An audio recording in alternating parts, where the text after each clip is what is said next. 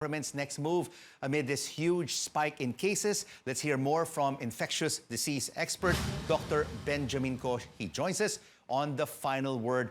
Doctor, are we or are you or should we be troubled by 4,000 infections today?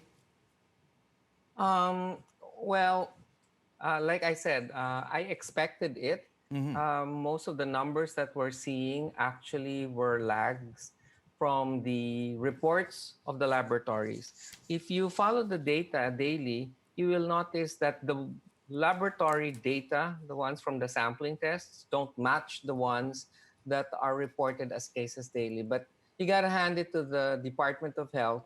I mean, they have to validate all of these results. So together with that, uh, I think that's where the delay comes in trying to provide the report on time and make them match each other. Is the DOH trying to manage the numbers on a day-by-day basis? Because you have 38,000 recoveries, which is good news, but a single-day record of close to 4,000. Well, I guess the single-day record of close to 4,000 was coming because they needed to reconcile actually all of the other data from the laboratory test results that came in over the week. There was a day actually that they had 3,800 plus total positives, but in terms of cases, there were just like 1,600 plus cases reported. So they needed to reconcile that at the end of the day. All right. Testing czar Vince Dizon is saying that there is a pilot run of pooled testing.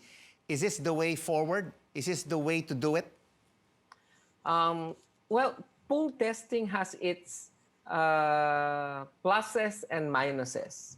Okay, when you say you do group testing or you do pool testing, what happens is that you actually add 4 or 8 people into one pool, test them all at the same time from their nasopharyngeal swabs, obtain the specimens from them.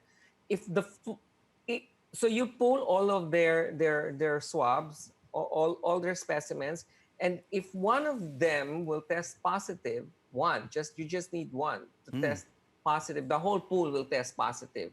So you will have to still undergo every person testing positive. Now, there is a plus and a minus for that.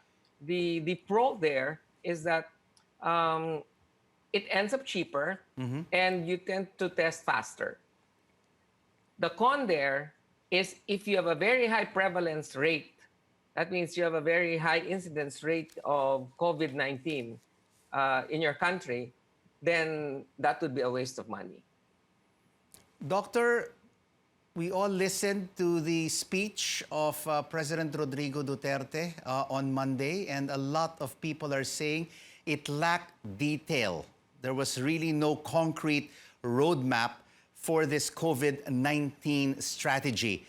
If you were to advise the president on what he should be doing, what would it look like? There should be really a blueprint on how to exit from this place.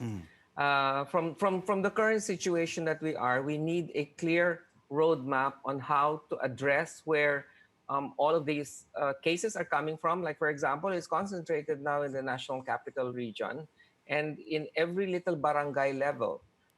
We go as granular as that. And if we need to lock down certain barangays, then we will need to address each and every barangay. But how do you do that? So it's got to be something that the local government units will have to sing the same song, and it cannot be every local government unit has its own strategy.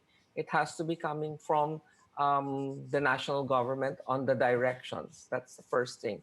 Second thing is we need to get the data right.